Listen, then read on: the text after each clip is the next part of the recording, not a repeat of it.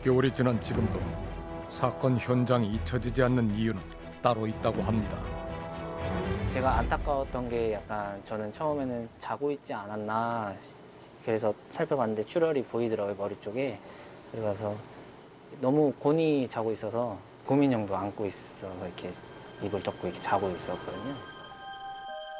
곰 인형 나는 채 꿈나라로 빠졌을 어린 소녀도 잠을 자던 모습 그대로 숨져 있었던 겁니다. 맞은 부위가 세 사람 다 비슷했나요? 거의 비슷했습니다. 뒤 후두부 쪽으로 약간 가격된 걸로 보였고요. 어머니 쪽 옆에 아마 그 망치가 하나 있는 걸로 제가 생각되거든요. 이 정도 사이즈. 또 하나 들어가있고 도와주시면. 피해자들은 둔기로 머리를 공격당해 즉사한 것으로 보였습니다. 대체 이 가족에게 죽음의 그림자가 드러진 이유는 뭘까? 끔찍한 현장이 경찰에 알려진 건 한 통의 신고 전화 때문이었습니다.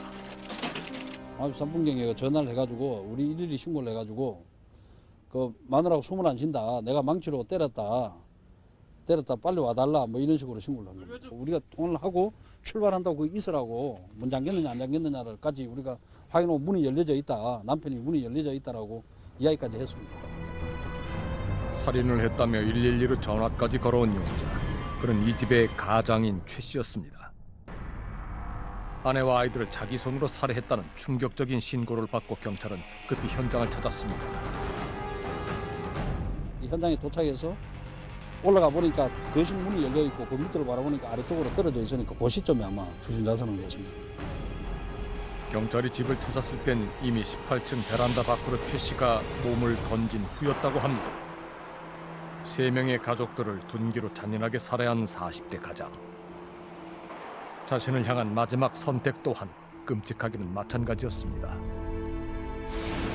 누구보다도 가까운 사이였을 남편. 누구보다도 자신들을 보호해줄 것으로 믿었던 아빠. 그런 최 씨의 손에 부인과 남매는 숨을 거뒀습니다. 막내딸의 나이는 이제 겨우 11살입니다. 사건이 충격적인 만큼 언론은 평소 부부 사이가 어땠는지에 대해 궁금해했습니다. 집에서 다투는 소리가 들린다는 전혀 고성이 들린다고. 그런 거 없었다니까요. 다투거나 뭐 큰 소리는 절대 나지 않았어요. 그렇게 아파트에 왔다 갔다 하면서 인사하면은 애들이 너무 밝아갖고 그냥 제가 보기에는 화목해 보였으니까. 새롭게 단장된 울타리는 마치 언제 그런 일이 있었냐는 듯 믿기 힘든 참사의 기억을 이미 감추었고 그 누구도 속 시원히 비극이 일어난 이유를 설명하지는 못했습니다. 생활고지. 생활고? 딴 걸 켰어요? 젊은 사람들. 여기서 무슨 문제를 일으켰을 때 문제를 일으키면 알지. 근데 그런 거 없으니까.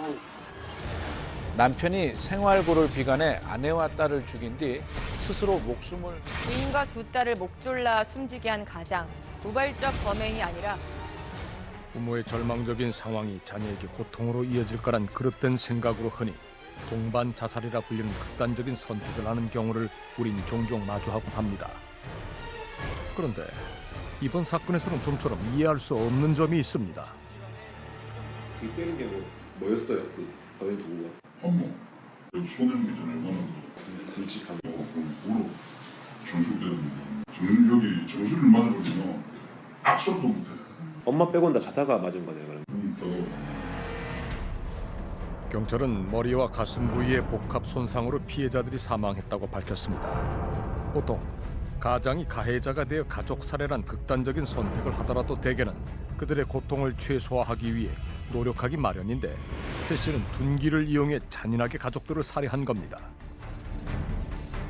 그는 왜 아빠이자 남편이 아닌 살인범이 되어 세상을 등진 걸까? 가족의 시간은 지난 1월 달에 멈춰버렸지만 결론을 내리지 못한 소문만은 계속됐습니다. 그런 게 좀 있었다고 그러더라고요. 우울증이 있다고 무슨 뭐 애들을 다 죽여요. 자기만 죽지. 활동이 있다. 형식적으로 제정신으로 그렇게 하진 않았을 것 같아요. 그래가지고 다 때려주고 자기가 전화해가지고 뭐하는 거예요. 그런데 중장비 운전기사였던 최 씨와 오랫동안 일을 해온 사람들의 생각은 달랐습니다. 굉장히 성실해요, 얘가. 그러니까 노는 날도 안 놀고 일을 해. 그렇게 착실한 얘기거든요. 사람을 보면 어디 험잡을 데가 없어요. 얘가. 술 먹고 연구하지도 않지. 그러면서 최 씨의 지인들은 짐작이 가는 이유가 하나 있다며 조심스럽게 말을 꺼냅니다. 저한테 말하는 거예요. 형수가 사업하면서 나는 돈을 많이 까먹었어요. 렌트 사업 한다고 하면서 차를 몇 대 뽑았다고 이 멋대로 사고를 쳐놓고 해결을 못하고 미치겠다는 내가 머리가 다른 놈과 해결을 못합니다. 그렇다면 부인의 빚 문제 때문에 불거진 우발적인 범행이었던 걸까? 부인이라던 영업체 동료 또한 사건 전날을 기억하고 있었습니다. 전날에도 늦게까지 일했어요. 한 9시까지 있다가 식사도 못하고 집에 아주 뭐 된다 그래가지고 삼겹살 사가지고 들어가야 된다 그래서. 같은 방향이던 동료가 부인을 집까지 데려다 주었다는 겁니다. 그때 추워가지고 날씨가 한 영하 10몇 도씩 막 돼가지고 기다렸다가 내려주고 가려고 했는데 마침 그때 전화 왔다가 왔었어요. 삼겹살 사오라는 이렇게 그 소리를 들은 것 같아요. 나 마침 샀다고 하면서 들어간 게 나중에. 동료는 그날 최 씨 부부에게 무슨 일이 생겼는지는 모르지만 부인에 대한 소문만은 사실이 아니라고 주장했습니다. 웨테칸에서 빚을 많이 줘가지고 집안을 다 뭐 말아먹고 지금 그렇게 생겨가지고 저 여자를 죽였다 뭐 이런 식으로 소문 났더라고요. 그게 아니고요. 여기서 돈 잘 벌어갔어요. 저하고 할 때 제가 돈 많이 줬어요.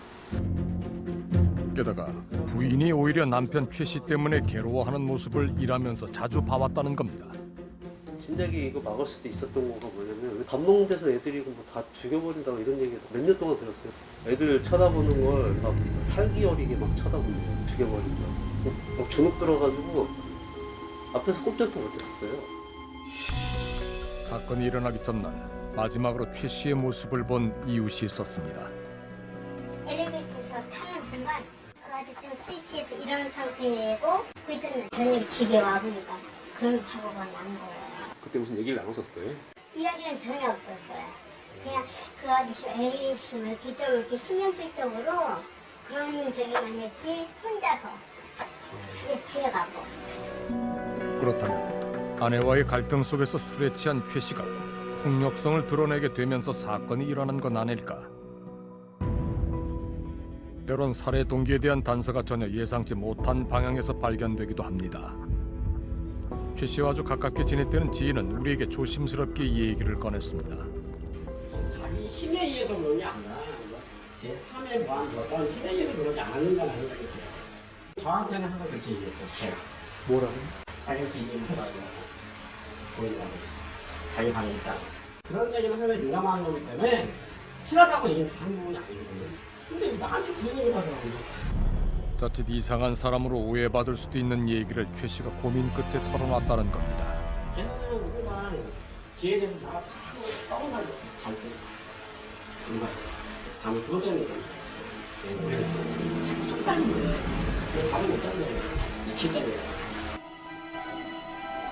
자기 눈에만 보이는 어떤 알 수 없는 존재가 밤마다 괴롭힌다는 최 씨.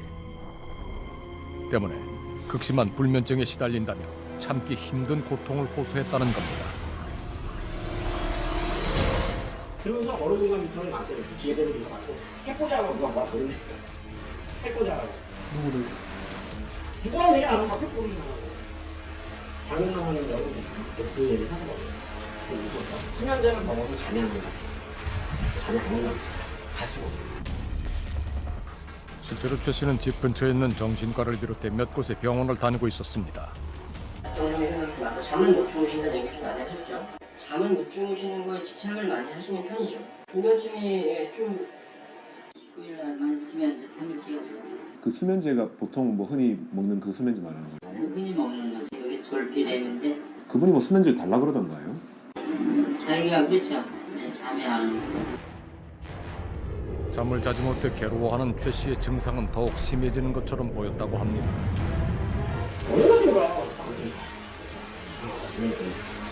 내가 분명히 자다가 깼는데 부수는데 내가 배운다고 사장님 칼을 달고 있는 거야. 사장님 칼을? 네, 칼을 기억이 안 나네요. 밤에 분명히 잔다고 누웠는데 칼을 내가 왜 갈고 있는지 기억이 안 나요. 기억이 안 나요. 눈난다는 사람. 불면증을 치료하기 위해 수면제까지 먹고 있었지만 쉽게 잠에 들지 못했을 뿐만이 아니라 자신이 의도하지 않은 이상한 일들이 계속 벌어지고 있음을 고백했다는 최 씨. 올라가지고 내가 기억나는 집에 못 보던 벤츠하고 장군이 가니까 기억이 안 나는데 내가 기억이 나. 못 보던 장도리하고 벤츠가 있고 알았다. 사건 당일날 숨진 아내 옆에 범행 도구로 사용된 망치가 떨어져 있었던 건 그저 우연의 일치인 걸까? 그런데 집안 서랍장 안에서 최 씨가 쓴 것처럼 보이는 노트 하나가 발견됐습니다. 남편 그 방에서 잔 노트에 자기가 잠을 못 이루고 밤이 무섭다라든지 뭐 이런 내용의 자기가 글을 쓴 게 나와 있습니다. 약 먹은 것이 잘못됐는지 약을 먹었더니 밤이 잠이 안 온다. 더 밤이 두렵다. 이런 내용입니다. 노트에는 불면증으로 괴로워하는 최 씨의 심경과 자신이 복용하는 약에 대한 불안과 의심이 적혀 있었습니다. 경찰은 최 씨의 시신을 부검한 결과 알코올과 수면제 성분인 졸피뎀이 검출됐다고 밝혔습니다. 사건 전날에도 수면제를 먹었던 겁니다. 최 씨는 그날 역시도 수면제를 먹고 늦게까지 잠들지 못한 것으로 보입니다. 어느 순간 최 씨에게 또 악마의 속삭임이 들렸던 걸까? 경찰은 피해자들의 사후 강직 상태를 볼 때 범행은 최 씨가 경찰에 신고하기 전 한두 시간 전 이뤄진 것으로 추정했습니다. 결국 이른 아침 그는 가족을 살해하고 자신도 18층 아파트에서 몸을 던진 겁니다. 살해 동기는 그 사람이 정신이상자가 된 거지. 결국은 밤에 자기를 계속 누가 쫓아오고 자기를 죽일 것 같고 이런 강박관념에 시달리면서 그냥 다 죽어버린 거예요, 자기가. 과연 그날 최 씨가 벌인 사건은 그의 눈에만 보이는 악마의 속삭임 때문이었을까? 아니면 사건의 배후에는 우리가 모르는 또 다른 이유가 숨어 있는 걸까? 살인을 했다고 자백한 최 씨가 사망함으로써 수사는 현재 종결된 상태입니다.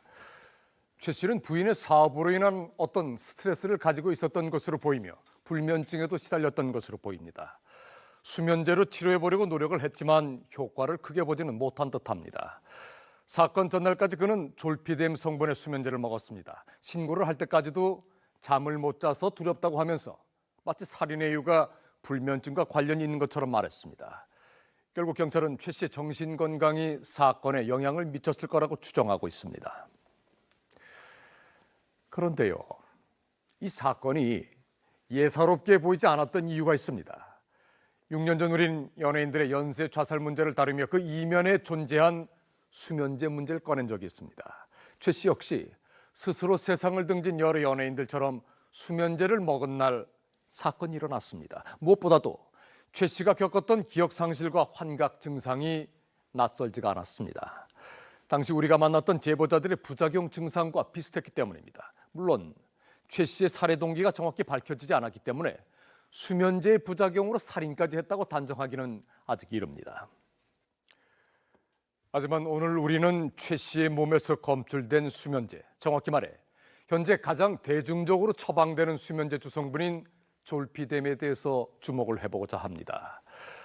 우린 한 가정을 파괴한 이번 사건의 유력한 용의자를 졸피뎀 수면제로 보고 있습니다. 6년 전 취재 파일을 다시 들여다보다가 믿기 힘든 사실을 발견했기 때문입니다. 지난해 1월 토요일 아침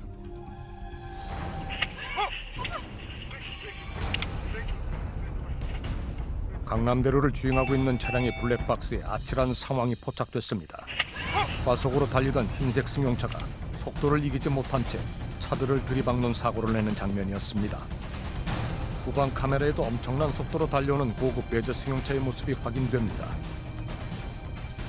3차로와 4차로로 달리는 차량들 사이로 치고 들어와 사고를 낸 겁니다. 이게 봐, 제 차 뒤집어졌다. 남포운전으로 강남 한복판을 질주한 흰색 외제차. 연쇄 추돌 사고로 지나가던 차 한 대는 전복이 될 정도로 큰 충격을 받았습니다. 안에서 나와보니까 차 뒤집혀져 있고 그 차가 계속 가면서 차 4대가 막았어요. 얼마나 빨리 달렸던 걸까? 그야말로 광란의 폭주였습니다. 사고의 충격으로 바퀴까지 빠진 가해 차량. 그 상태로 무려 500m 가까이 내달렸습니다. 하지만 운전자는 사고를 수습하지 않고 그대로 달아났다고 합니다.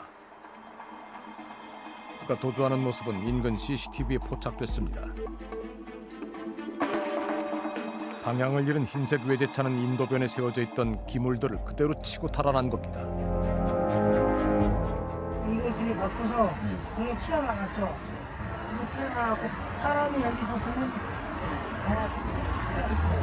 타이어도 없이 저기서 여기까지 저 사거리까지 갈 정도면 차가 얼마나 세겠어요.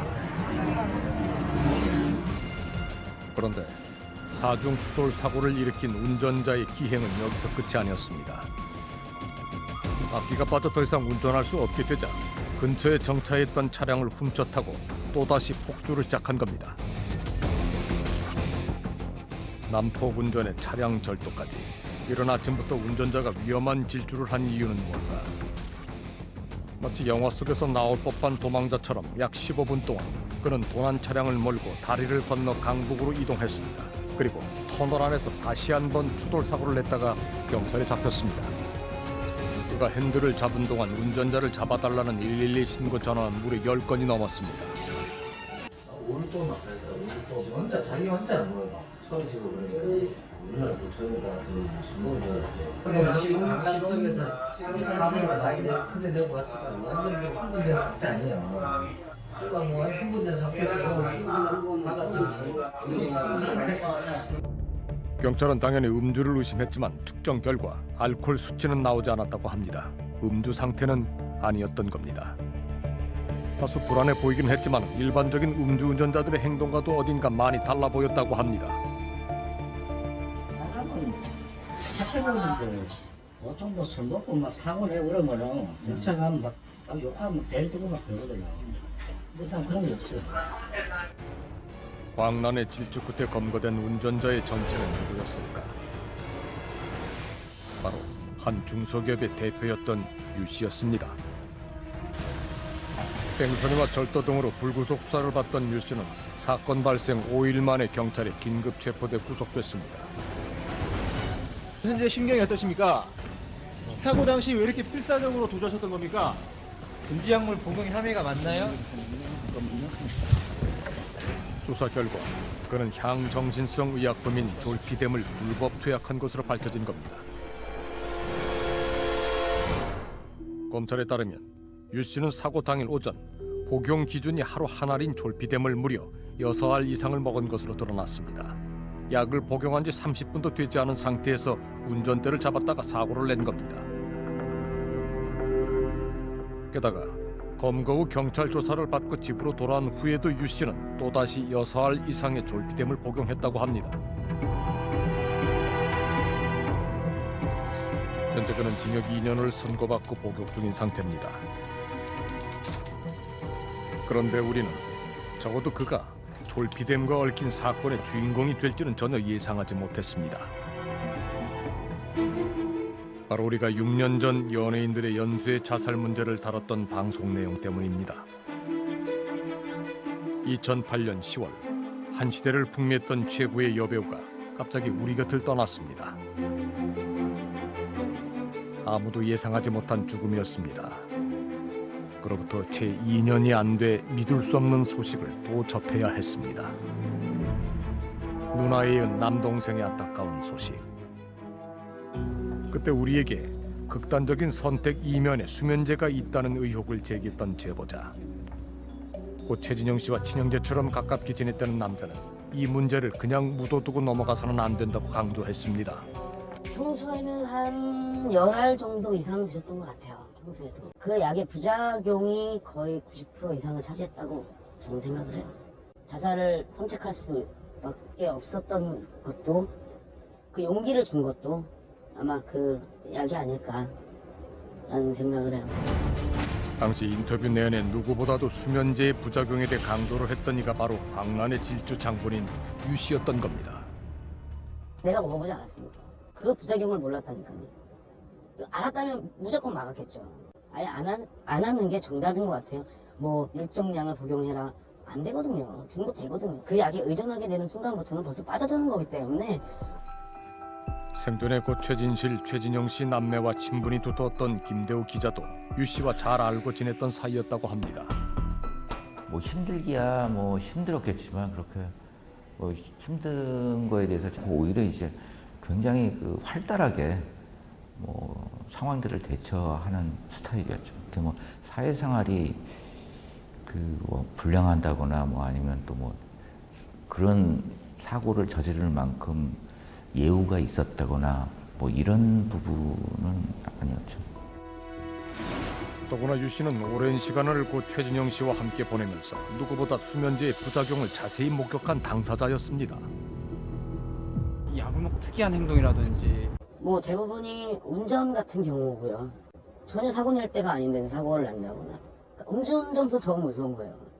사고를 내고도 사고를 냈는지를 몰라요. 그냥 가요. 그 다음날 일어나서 깨보면 차가 왜 이러지? 내가 운전했었구나.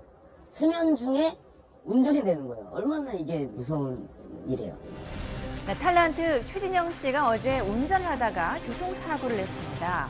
고 최진영 씨가 일으킨 교통사고가 보도가 된 적도 있었는데 당시 그는 실제로 사고 사실을 인지하지 못했다고 합니다. 사고 난지 아셨어요? 몰랐죠. 그럼 어떻게 알게 되신 거예요? 지금 이제 연락받고 그리고 지금 승용차를 몰고 가다 앞서가던 차를 들이받고 달아난 혐의였습니다. 때문에 그는 음주운전을 한 게 아니냐는 의혹을 받았습니다.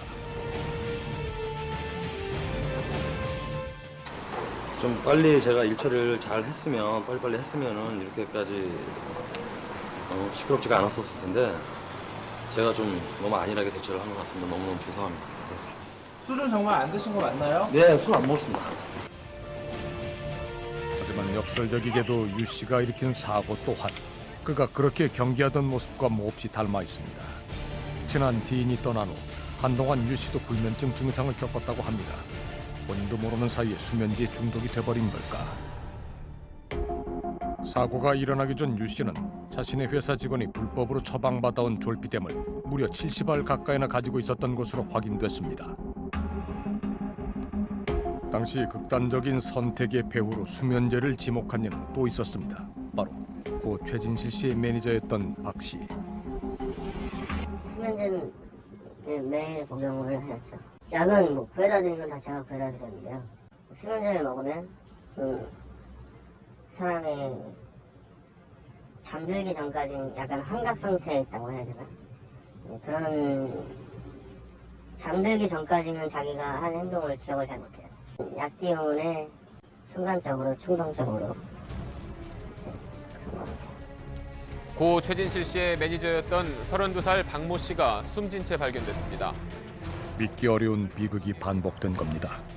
마치 수면제의 저주가 옮겨진 것처럼 매니저 박 씨도 3년 전 수면제를 복용한 후 세상을 등졌습니다. 또 이제 그 졸피뎀 계열의 약과 우울증 약이 이 맨 마지막 유품으로 또 발견이 됐다라는 얘기를 듣고 너무너무 안타까웠죠.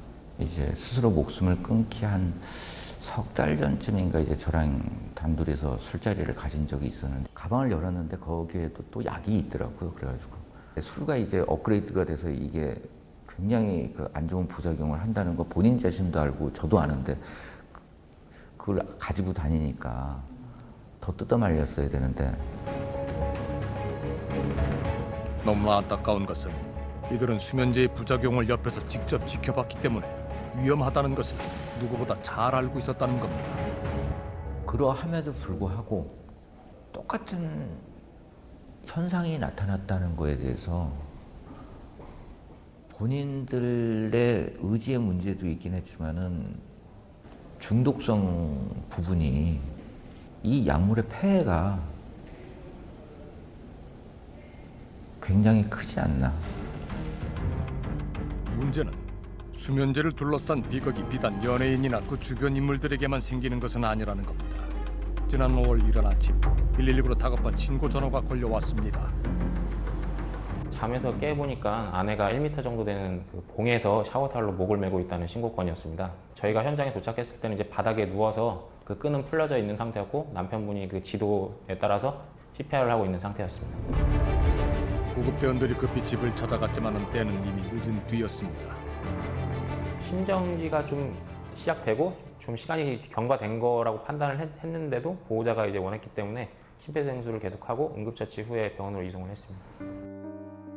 결혼한 지 겨우 한 달 만에 일어난 20대 여성의 갑작스런 죽음. 유미 씨는 졸피뎀 수면제 중독으로 오랜 시간 치료를 받고 있던 중이었다고 합니다.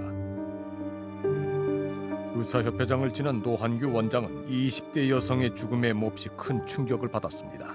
유미 씨는 오랜 기간 지켜봐온 친한 지인의 딸이었기 때문입니다. 아빠하고도 가깝고 얘도 본 지 오래됐죠. 오래되고 굉장히 밝아요. 귀엽고. 끊고 그리고 6개월 후에 아기를 갖기로 약속을 한 바로 그날인데 집에 들어가서 남편은 화장실을 들어갔는데 화장실에 들어간 사이에 약을 먹은 거죠. 그녀가 졸피뎀에 중독된 사실을 먼저 눈치챈 건 유미 씨의 아빠였다고 합니다. 한밤중에 딸이 불을 켜지 않고 어두운 데서 냉장고에서 차가운 닭고기가 있었답니다. 거기에 케첩을 뿌려서 그냥 차가운 것을 딱딱한 거를 먹고 있더라는 거예요. 또 말도 어눌하고 그러면서 이제 중독 상태라는 걸 이제 알게 돼서 그것을 끊도록 하기 위해서 무던히 애를 쓰셨죠. 입원도 시키셨었고 상태는 많이 좋아졌었어요. 유미 씨가 활동하던 인터넷 카페에는 그녀가 수면제 중독에 빠져 괴로운 심경과 약을 끊기 위해 노력한 흔적이 고스란히 남아 있습니다. 그냥 하염없이 눈물만 나고 약을 먹고 있는데 이젠 한 통을 다 먹어도 잠이 안 와요. 입원 중인데 많이 좋아졌어요. 밤에 수면제가 없어도 불안해하지 않고 잘 견뎌내요.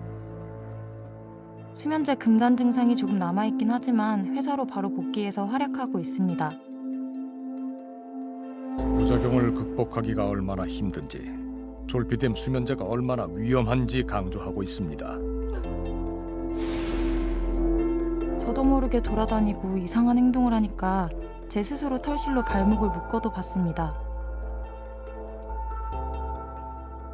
약물 중독에서는 완전히 벗어났습니다. 졸피뎀의 몽롱함 때문에 기분 좋다고 하시는 분들이 계신 것 같은데요. 제발 그거 즐기지 마세요. 수년간 복용해온 수면제를 끊기에는 그녀의 의지가 부족했던 걸까? 그녀는 다시 수면제에 손을 대고 말았습니다. 지금 이 수면제를 복용한 상태에서 갑자기 죽음에 이르게 된 것으로 강력하게 의심되는 분들의 공통점이 유서가 전혀 없다는 거고요. 문자 하나는 남겼을 거예요. 왜냐하면 갑자기 그냥 약에 취해서 약 기운에 약이 그냥 들어가 버린 거예요. 이 사건이 일어나기 전까지는 졸피뎀을 처방하는 것에 큰 거부감이 없었다는 노 원장. 그 위험성에 대해서, 그 부작용의 심각성에 대해서 사실은 저는 거의 모르고 있었어요. 네, 그래서 저도 참 그런 부분에 있어서 좀 자책감이 많이 드는 거죠. 의사면서 몰랐었다. 졸피뎀에 대해서 잘 알았던 의사들보다 저처럼 몰랐던 의사들이 더 많다고 생각을 해요. 인정해야죠. 인정하지 않으면 문제 개선이 안 되죠. 먼저 유가족 여러분께 다시 한번 깊은 위로의 말씀을 드립니다. 안타깝게 떠난 사람들의 얘기를 꺼낸다는 것이 우리로서는 무척 조심스러운 일입니다. 6년 전 우리 앞에서 용기를 내준 분들이 본인들이 경고한 그 원인들로 세상을 등지거나 위험한 사고에 연루됐다는 소식은 우리에게 몹시 큰 충격으로 다가왔습니다. 그런데 말입니다. 이분들이 복용했던 졸피뎀 성분의 수면제는 현재 국내에서 19개 종류가 허가돼 판매되고 있고 지난해 기준으로 국내 전체 수면제 시장의 약 55%를 차지하고 있다고 합니다. 그만큼 대중적으로 광범위하게 처방되고 있다는 얘기입니다. 졸피뎀은 빠르게 수면을 유도하고 수면 효과가 매우 뛰어난 데다가 몸에서도 빠르게 배출되는 특징이 있다고 합니다. 의료계에서는 과거의 수면제 성분보다 의존성이 적고 부작용도 최소화된 약으로 알려져 있습니다. 그래서 앞서 보신 대한의사협회 회장을 지냈던 의사조차도 아무런 의심 없이 처방을 해왔던 겁니다. 제약회사들 역시 우울 증상이 있는 환자가 수면제 복용 시 자살 충동이 발생하는 것은 해당 약물과의 명확한 인과관계가 밝혀지지 않았다라고 주장하고 있습니다. 그렇다면 왜 이 이야기에 중독되어 결국 극단적인 선택까지 하는 사람들이 생겨나는 걸까요? 6년 전 우리의 경고가 왜 아무런 효과를 발휘하지 못한 걸까요? 내일 11시인 거 잊지 마시고 촬영팀이 근처 가면서 이제 연락을 드릴 거예요. 이번 취재를 하면서 누구보다도 먼저 만나보고 싶은 여성이 있었습니다. 하지만 약속 장소에는 그녀가 나타나지 않습니다. 여러 번 전화 연결을 한 뒤 만나기로 한 시간이 한참 지나서야 모습을 드러낸 홍주희 씨. 우리와의 약속을 잊은 걸까? 두 번 통화했던 내용들은 다 저 기억이 나시는 거? 오늘 저희가 만나는 거? 오늘은 진짜 기억을 못했어요. 그녀는 바로 우리가 6년 전에 취재를 했던 졸피뎀 수면제 복용자였습니다. 당시 수면제 복용 6개월 만에 부작용으로 찾아온 이상 행동과 자살 위험성을 호소했던 주희 씨. 그때는요 너무 당황했던 게 화장실에 가서 이게 이렇게 됐거든요. 여기에 매달려 있었고요. 근데 제가 몸이 지탱이 안 되니까 내려왔나 봐요. 이렇게 끝까지 이렇게 해가지고 이렇게 스카프가 매여 있었죠. 지탱이 안 돼서. 동의를 얻어 그녀의 하룻밤을 직접 관찰해 보기도 했습니다. 약을 먹은 후에도 잠이 오지 않아 괴로워하던 주희 씨.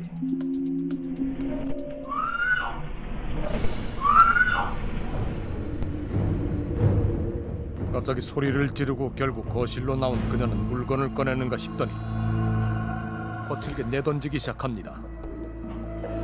새벽이라는 시간도 아랑곳 없이 사람들에게 전화를 걸기도 했습니다.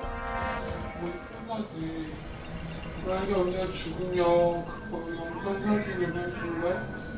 언니 살려줘. 진짜 나 누굴 죽고 싶어서 그러는 거 아니야. 맞아? 뭐 어떻게 사는지 너무 궁금해. 죽고 싶지 않았어? 다음 날 다시 만난 주희 씨는 간밤의 일을 떠올리지 못했습니다. 누구하고 혹시 전화했는지 기억 안 나세요? 잘 모르겠어. 통화만 봐야 될 것 같아. 전화 많이 했네요. 그녀는 약을 끊고 싶다고 했습니다. 방송을 통해 자신의 이상 행동을 확인하고 심각성을 느낀 주희 씨는 취재진의 도움으로 수면 교육과 인지 행동 치료를 받으며 의지를 다졌습니다. 약 끊을 수 있을 것 같아요. 자신감이 생겨서 그렇게 말씀드리고 싶어요. 노력하고 여러 가지 방법도 있고, 그러니까 본인이 조금만 더 밝게 마음을 먹고 본인이 조금만 더 생각을 다르게 가지면 끊을 수 있어요. 우리가 주희 씨를 만나고 싶었던 이유는 당시의 약속을 어떻게 실천해 왔는지 궁금했기 때문입니다. 하지만 마치 취한 사람 같은 표정과 약속도 제대로 기억하지 못하는 상황이 질문을 하기 전부터 우리를 불안하게 했습니다. 지금 어떠세요? 지금은 아주 심각하죠. 선잠이 와가지고 그냥 약이 다시 하나씩만 먹을까 이렇게 다시 손에 댔다가 금방 다시 약이 또 불어가지고 하루에 몇 알 드시는 거예요? 6알, 7알 이렇게 돼서 완전 심해졌죠. 그리고 소주도 마셔야 되고 수면제만 먹으면 잠이 안 오니까. 그뿐만이 아니었습니다. 수면제를 먹고 나서 밤마다 벌어지는 이상 행동은 6년 전 그때보다 더욱 심해졌다고 합니다. 먹고 일어났는데 막 얼굴에 막 화장을 하는 거예요. 얼굴에 제대로 한 것도 아니고 립스틱은 막 이렇게 발라놓고 파랗게 칠해놓고 이러였는데 거울 보고 깜짝 놀랐어요. 뭐지? 이러면서 그러니까 기억이 안 나는 어떤 몽유병 같은 행동을 하는 거예요. 그때는 진짜 끊을 수 있겠다는 마음이었어요? 그쵸. 끊어야지라는 생각이었어요. 지금은 끊을 수 없을 것 같아요. 죽어도 못 끊을 것 같아요. 끊을 수가 없어요. 졸피뎀 수면제 중독에서 벗어나는 것이 이렇게 힘들고 불가능한 일인 걸까? 그것이 알고 싶다에서는 수면제 복용 후 자살 충동. 우리는 그녀처럼 수면제의 늪에 빠진 사람들을 더 찾아보기로 했습니다. 방송을 통해 제보를 요청하자 수면제 부작용에 시달린다는 내용의 전화와 메일이 쏟아졌습니다. 먼저 졸피뎀 수면제를 10년째 복용하고 있다는 이미선 씨. 그 기간만큼 부작용도 다양했습니다. 그렇게 증상 이상한 행동들을 안 했었거든요. 근데 갈수록 심해지면서 이렇게 나오는 거예요. 어떤 식이냐면 아침에 일어나서 입이 텁텁하면 뭔가 이상해요. 그래서 왜 이러죠 보면 막 음식물이 입에 막 껴있고 입이 막 묻어있고 막 그런 거예요. 그래서 아, 또 뭘 먹었구나 해서. 언젠가부터 밤에 일어나 뭔가를 먹는 행동을 하기 시작했다는 겁니다. 평소라면 절대로 먹지 않을 음식을 먹는 모습도 가족들에게 자주 목격되곤 했다고 합니다. 미선 씨의 기이한 행동은 이뿐만이 아니라고 합니다. 엄마가 약을 먹은 상태로 화장실에서 안 나와요. 그래서 제가 이상해서 이제 새벽이었거든요. 그래서 불 켜고 문을 닫고 있길래 뭐 하고 있지 해서 들어가서 봤더니 세면대 위에서 머리를 다 자르고 있더라고요. 그래서 너무 놀라가지고 뭐 하는 거야? 나 말리려고 하는데 손에 가위를 이렇게 들고 있는 거라 무서웠어요. 제가 어떻게 제어를 못하겠다고. 그래서 머리를 잘라서 진짜 공포하고 것도 아니고. 평소 긴 머리 스타일을 좋아해 일부러 기르고 있던 머리카락을 자기도 모르게 과감히 잘라버린 겁니다. 아침에 되게 놀라셨겠네요. 그죠. 놀래고 나 어떻게 왜 머리가 이러냐고 물어봤죠. 내가 야오면 이렇게 무섭게까지 변한가 하는 생각도 들고요. 미선 씨는 부작용이 두렵긴 하지만은 수면제 없이는 잠을 청하기가 힘들다고 토로합니다. 한번 바꿔봤었는데 근데 그 약이 안 됐더라고. 그러니까 너무 장기간 졸피를 먹다 보니까 그거를 끊고 다른 수면제로 대체를 하니까 잠이 안 와요. 그런 걸 병원에 말씀하세요, 이런 증상이? 그치요. 맨날 하죠. 그러면 뭐라고 하세요, 의사 선생님들은? 왜 그러지 그래요. 그냥 왜 먹을까? 그렇다면 졸피뎀 수면제를 복용하는 모든 불면증 환자들이 이런 부작용을 겪는 걸까? 제가 그 증상들을 쭉 모았을 때 대부분 1, 2년 이상 오래 드신 분들한테 그 부작용이 어느 날 갑자기 나왔거든요. 약 기운에도 불구하고 잠을 깼을 때 문제가 생기는 거죠. 수면제를 꼭 써야 되는 상황이라고 하면 가능한 어떤 단기간, 최장 한 달 이내의 기간만 쓰고 빠른 시간 내에 끊는 걸 추천하고요. 우리가 접수한 제보들 중에는 장기간 졸피뎀을 복용하고 있다는 사람들이 많습니다. 대부분 부작용을 겪고 있다고 합니다. 벌써 6년째 수면제 도움을 받아 잠을 청하고 있다는 최순경 씨. 그렇게 먹고 싶더라고요. 근데 문제는 그게 아니라 불을 사용하잖아요, 제가. 근데 제가 알기로 2번을 가스불을 켜놓고 잤더라고요. 그뿐만이 아닙니다. 새벽 시간 기억에는 없지만 떨어져 있는 가족이나 지인에게 연락하는 일도 빈번하다고 합니다. 철저도 좀 틀리네요. 그러니까 다 틀렸어요. 뭐 이게 무슨 말인지 모르겠는 거예요. 수면제를 먹은 후 본인도 모르게 외출을 하는 위험천만한 부작용을 겪기도 합니다. 항상 맨발로 나갔어요. 동네 맨발로 걸어다니고 약이 저를 그냥 조종하는 거예요. 그리고 다음날 가면 기억이 안 나. 근데 바닥은 시커멓죠. 불면증을 고치려다 새로운 병을 얻는 경우도 있습니다. 유리 씨는 처음에 수면제만 먹기 시작을 하다가 어느 순간 우울증 증세까지 찾아오면서 그대로 항우울제 약까지 늘려야 했고 지금은 먹어야 하는 약의 종류가 훨씬 많아졌습니다. 스티록스를 꾸준히 복용하기 시작했어요. 원래는 한 알만 먹었거든요. 근데 이렇게 늘어난 거예요. 나중에. 영상을 보다가 마지막에 그 폭식이나 뭐 부작용에 대해서 그걸 보고 좀 놀랐어요. 그러니까 그 증세가 부작용인지 모르고 있었거든요. 수면제를 먹기 전보다 체중도 15kg이나 늘었다고 합니다. 식이 조절도 해봤지만은 밤마다 찾아오는 식욕 때문에 체중 감량이 쉽지가 않았다고 했습니다. 그런데 더 큰 문제는 약을 먹을수록 우울증이 점점 더 심해져 위험한 수준이라는 겁니다. 목을 맨 거죠, 제 샤워기에. 근데 그거를 이제 룸메이트가 발견을 해서 응급실에.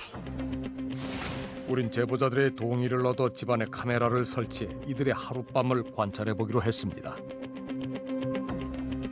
제보자들도 졸피뎀 수면제만 먹으면 타인의 의지대로 행동하는 꼭두각시처럼 변해버린다는 자신들의 모습을 직접 확인해보고 싶어 했습니다.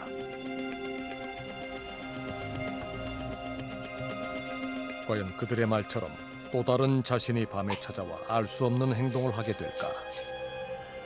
평소대로 수면제를 먹는 시간에 약을 먹고 잠들기 전까지 혹은 잠에서 깨어나 무슨 행동을 하는지 지켜볼 예정입니다. 정해진 복용량인 한 알의 졸피뎀 수면제를 먹었습니다. 과연 이들은 오늘 하룻밤을 어떻게 보내게 될까? 다음 날 아침, 우린 카메라를 수거해 세 사람의 모습이 담긴 영상을 분석해 봤습니다. 그들의 행동에는 공통점이 있었습니다.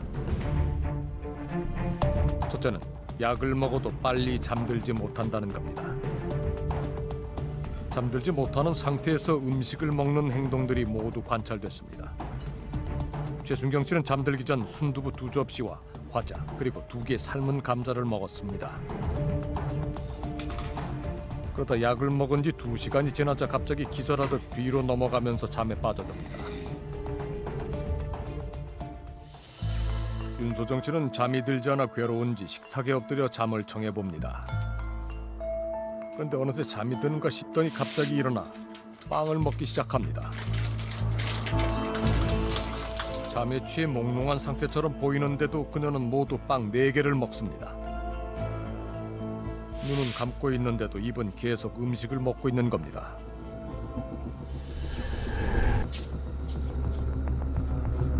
한참을 잠들지 못한 유리 씨는 마치 술 취한 사람처럼 거실로 나와 잠들지 못해 괴로워합니다. 앉았다 눕기를 반복하던 그녀가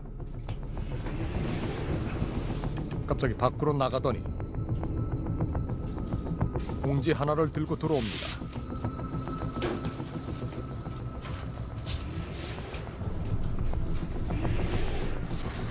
제대로 몸도 가누지 못하고 침대가 있는 방으로 들어가는 유리 씨. 봉지 속에는 음식이 들어 있습니다. 그대로 침대에 누워 뭔가를 한참 먹더니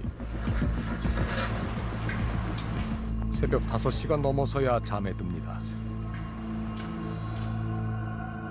그녀는 비몽사몽인 상태에서도 강한 식욕을 느껴 휴대폰 어플로 탕수육을 배달시켜 먹었다고 합니다.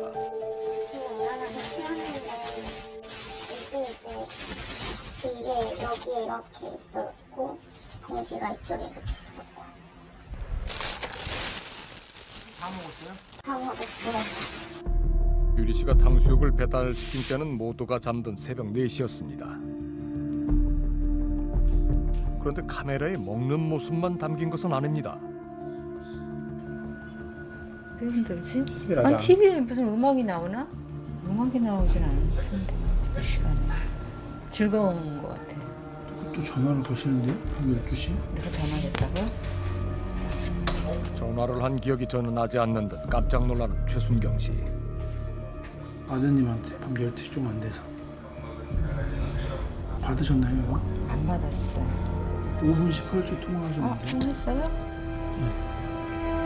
아들과 5분이나 통화하고 또 최순경 씨는 내용은 물론 통화한 사실조차 기억해내지 못했습니다. 어젯밤 12시 카메라에는 아들에게 전화를 거는 순경 씨의 모습이 담겨 있었습니다.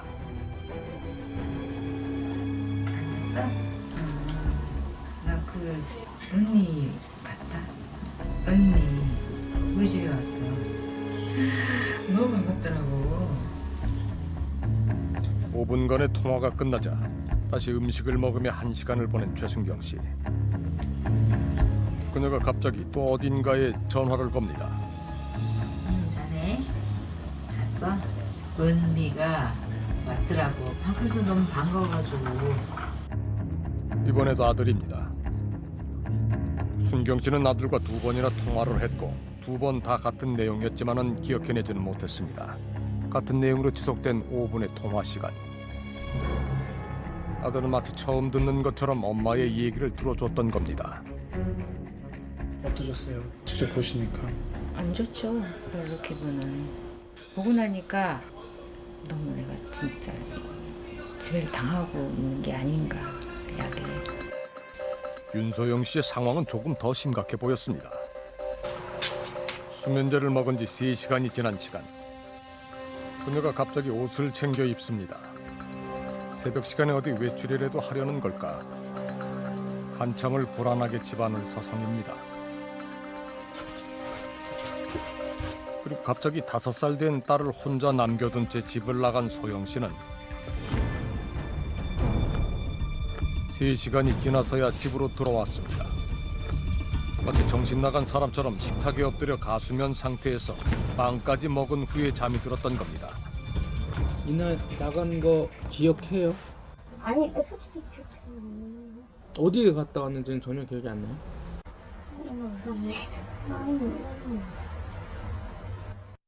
3시간 동안 아이 혼자 이제 집에서 자고 있었고. 애를 한번 본다. 전신 제가 나간 것보다 그렇게 기억이 안 나는 것보다 어찌됐든 간 애를 지금 한 번도 안 보고 그냥 내가 애한테도 한 번도 안 보고. 몽유병 증상과 같은 수면 중 보행은 대표적인 졸피뎀 수면제의 부작용이기도 합니다. 박태환 선수의 라이벌로 이름이 알려진 호주의 해켓 선수도 같은 부작용을 겪으며 혼혹을 치르기도 했습니다.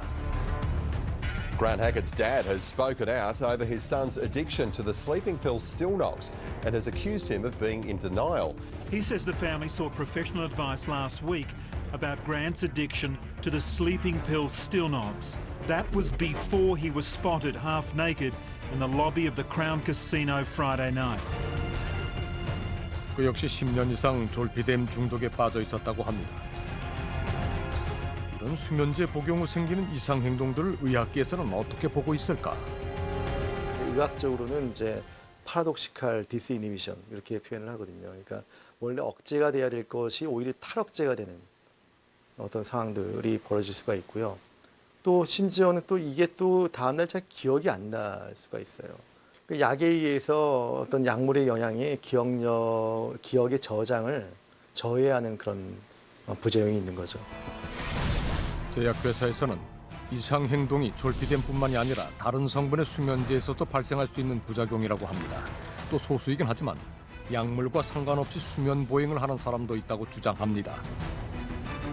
문제는 졸피뎀 수면제를 먹은 후 폭식이나 수면 보행을 넘어서는 위험이 생길 수도 있다는 점에 있습니다.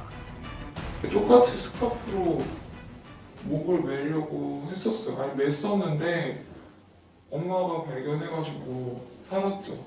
약 먹고 이렇게 막 약해 올라오죠. 지금 목 매면 맬 수 있겠다 이런 생각.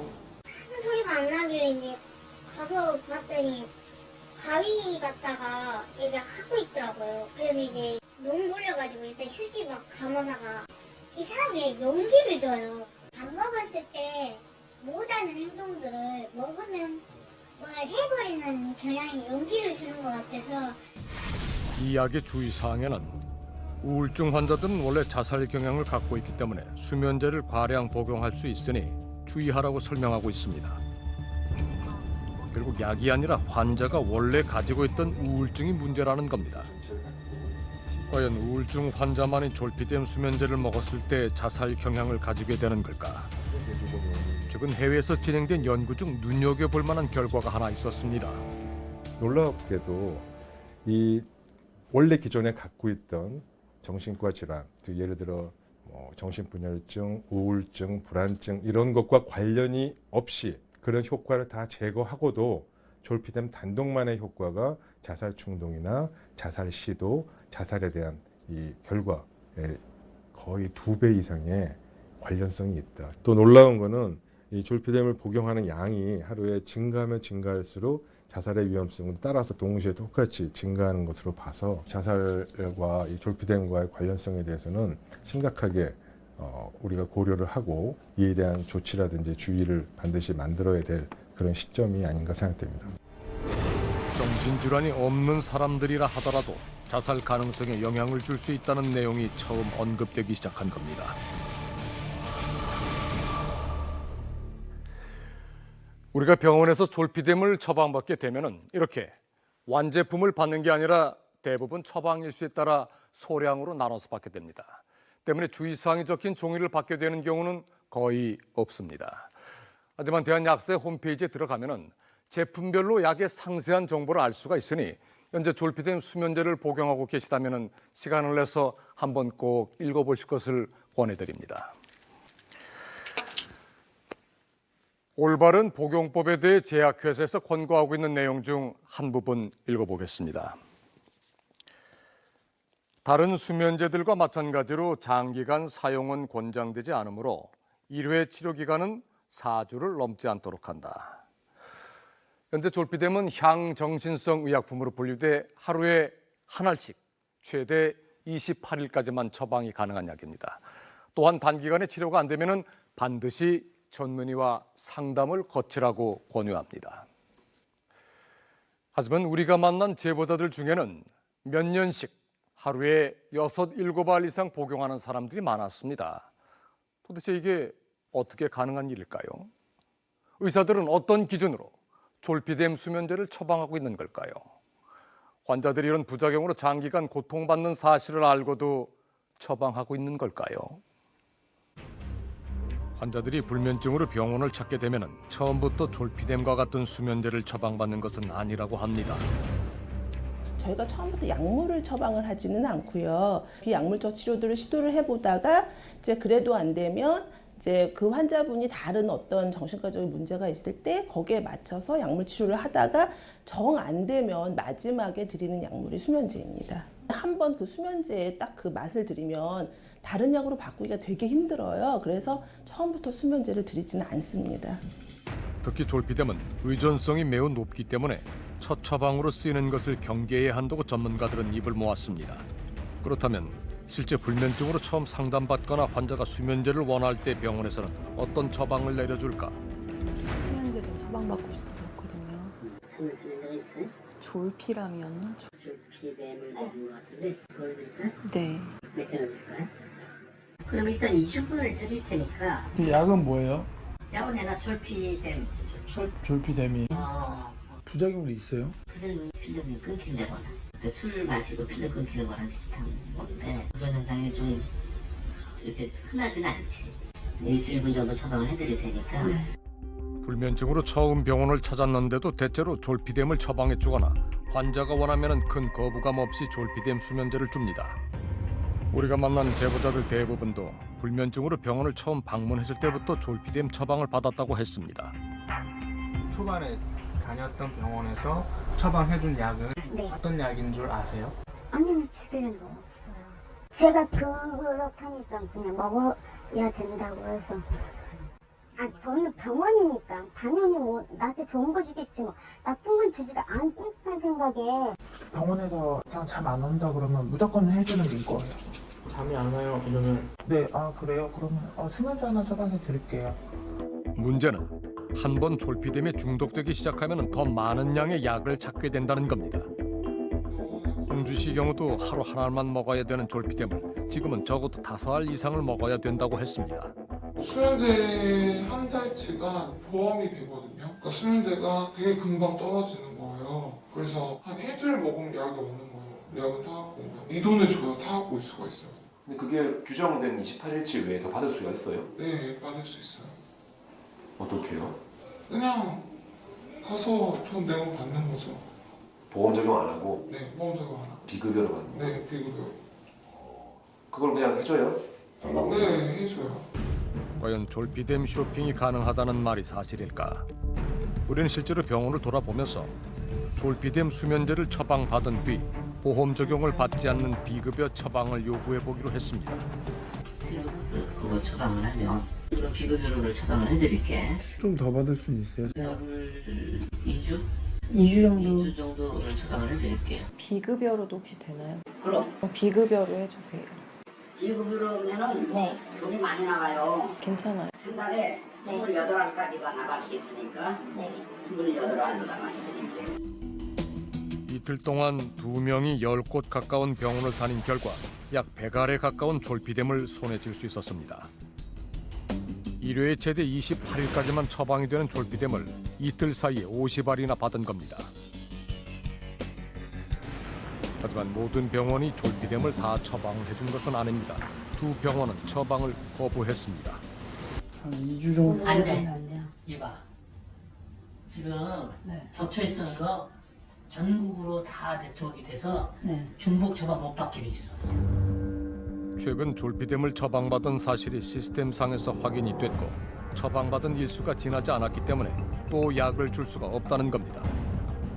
매일 먹게. 앞으로 평생 아주 조심해야 되는 얘기야. 절대 그렇게 많이 받아가면 안 돼. 지금 안 먹어낼 테니까 다 채워서 오세요.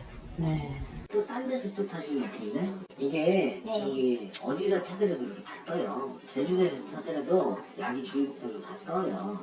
다음 주에 다음 주 어디? 태국이요. 확실히 뭐 태국 간다는 것도 나도 모르겠고 그잖아요. 그거보다 약을 갖다 이렇게 취하게 해서 그럴 수도 있다고 난 또 생각도 들거든요. 환자들의 약물 남용을 막을 수 있었던 건 바로 DUR이라는 의약품 안전 사용을 위한 시스템 때문입니다. DUR 시스템은 의사 또는 약사가 의약품을 처방 또는 조제할 때 복용하고 있는 약과의 병용 금기나 동일 성분 약이 중복으로 처방되는 것들을 미리 방지하기 위해서 의약품 안전 정보를 실시간으로 의사, 약사에게 제공해요. 부적절한 약물 사용을 예방하는 시스템이라고 말씀드릴 수 있습니다. 아직은 의무화된 것이 아니어서 이런 시스템을 쓰지 않는 병원에서는 중복 처방을 확인할 수 없습니다. 하지만 반대로 시스템상에서는 당일 졸피뎀을 처방받은 사실이 확인됐지만 약을 준 곳도 있습니다. 여기 떴다. 7월 10일 날 7알을 받았네. 제가 지방을 내려가거든요.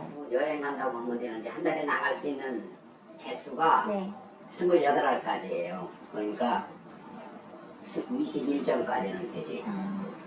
이걸 다 비급여로 해주시는 거죠? 그렇지. 보건당국에서는 문제의 심각성을 얼마나 파악하고 있을까? 우린 먼저 건강보험심사평가원의 비급여로 처방되는 졸피뎀 수면제의 양이 얼마인지 확인해 보기로 했습니다. 건강보험 요양급여 대상인 것을 임의로 비급여로 했을 경우에는 건강보험법 위반이 되고요. 비급여 처방을 발행하는 부분에 대해서는 일단 심사 청구가 되지 않고 DUR도 뭐 활용하지 않는다면 좀 탐지가 즉시 하는 건 좀 어렵다고 생각되고 얼마나 많은 졸피뎀 수면제가 비급여로 처방되고 있는지 정확하게 알 수 없다는 겁니다. 보건복지부를 하면 대책이 있어야 합니다. 현지 조사는 무작위 조사는 없고요. 부당 청구 개연성이 있는 곳을 나가는 거예요. 사전 자료 검토를 통해서. 혹시 이런 사례들이 많다는 거 알고 계셨어요? 비급여로 해달라 의사가 오케이. 그런 케이스가 있다라는 거는 당연히 의심을 하고 있는데 조사할 수 있는 방법은 없어요. 그게 나타나지 않기 때문에 저희의 감시망을 벗어날 수 있게 되는 거고 누구도 얘기를 하지 않잖아요. 실제로 내가 이렇게 했다라고. 문제가 있는 걸 알면서도 해결할 방법이 없다는 겁니다. 의사가 병을 키우고 정부가 이를 방관하고 있는 셈입니다. 여태까지 이 졸피뎀이 다른 수면제나 또 다른 정신과 약물하고는 달리 비교적 안전한 거 아니냐. 의사들도 비교적 그래도 안전한 약이니까 조심은 좀 덜이 되지 않을까라는 부분 때문에 이게 폭발적으로 사용이 증가하게 되는 원인이 있습니다. 위험성은 결국 사용량과 사용 방법, 관리가 부주의해서 된 것이고 이런 관리 부주의는 결국 사람이 잘못한 거기 때문에 사전에 예방을 해서 경고를 하고 주의를 해야 되는 것이 기본적으로 의학과 보건학의 책무고요. 그 기본 원칙입니다. 얼마나 많은 불면증 환자들이 수면제에 중독됐는지 알 수 없는 상황에서 잠 못 드는 밤 악마의 속삭임은 계속되고 있습니다. 국민건강보험공단에 따르면 2010년 28만여 명이던 국내 수면장애 환자 수가 지난해에는 무려 45만여 명으로 5년 사이 57%나 늘었다고 합니다. 겪어보지 않으면 절대 이해하지 못하는 것이 바로 잠을 못 자는 고통이라고 합니다. 전문가들은 이상 행동을 하게 되면 당장 약을 끊을 것을 권고합니다. 만약 중독이 됐다면 불면증과 수면제 중독이라는 병이 두 가지나 생겼다는 뜻이고 약물 중독에 대한 치료는 따로 필요하다는 겁니다. 만약에 졸피뎀 하나를 먹고도 못 자는 순간이 온다면 이미 그것은 자신에게 맞지 않는 상태가 된 것이기 때문에 절대 약의 용량을 늘리지 말고 전문가와 함께 다른 치료 방법을 찾으시기를 당부드립니다. 향정신성 의약품으로 분류된 졸피뎀 수면제를 마음만 먹으면 충분히 구할 수 있는 지금의 현실은 마치 합법적으로 마약을 살 수 있는 상황과 같다고 전문가들은 지적을 합니다. 다행인 건 이번에 의료법 및 약사법이 개정되면서 올 12월부터 의사나 약사가 의약품을 처방 도지할 경우